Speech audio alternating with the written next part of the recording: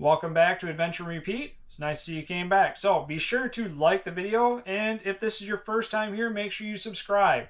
We got a lot of great content coming, a lot of great content already on our channel, so please check it out because there's a lot of cool stuff there. So we are on part 2 or phase 2 of the RV bedroom remodel. So we've already got the idea and the rough framing laid out. We've got the bed top on there, so we know where we want it and how it's going to lay out. So in this phase, we're going to talk about rebuilding the bed base.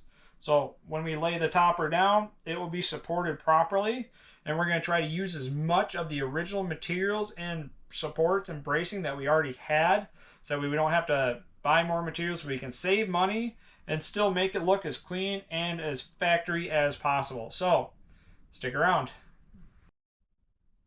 So this part of the process, we're going to have to take these leaves or flanges or whatever you want to call it on this bed base. We're going to have to take these off to trim them down. So we got to take this side off because we're going to end up putting it flat and end up being a straight line. So this distance is a lot shorter, so we're going to have to cut it down to length to fit.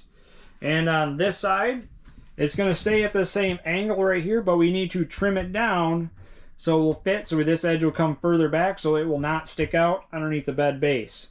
So these flanges are tied in kind of a weird way. The way Jayco did it was at the very top you have one screw, but then down the line here you have staples just pushing it into there to hold this on there. So it's kind of annoying, and there's sometimes staples across the front. So it's kind of annoying, but sometimes you have to pop a few staples out just to get it through. And we're going to go back through and screw it from the back side, fill the staple holes on the front side so it'll be stronger in the end, and that's the best way to do it to not make it look like a pigsty. So that's what we're going to work on next. So you got the one leaf off on that side, quick and easy. So on this one, the one we have to trim down, so this mark right here is how much we have to trim down. It's actually 10.5 inches from the edge of it to here. So that will give me this much as support with an extra 3 inches sticking out past it for the bed overhang. So this bracket with this shock will have to come off. That's not a big deal. We'll reattach it on this base right here and make a new bracket to attach it on the bed, so it will have shocks to still be able to be raised and lowered like they used to. So that is the number, 10.5 inches, how much we have to shave off it. So that's how much we're gaining with the new floor plan. So after a late night working, we have the inverter squared away and settled. We got the blocks and the risers set on. We got the struts that go across, the braces. Inverter's tied in. We have AC wires in and out, ground wire, and the fuse block right there. Comm cable's just tied off to the side just like that, so everything's out of the way.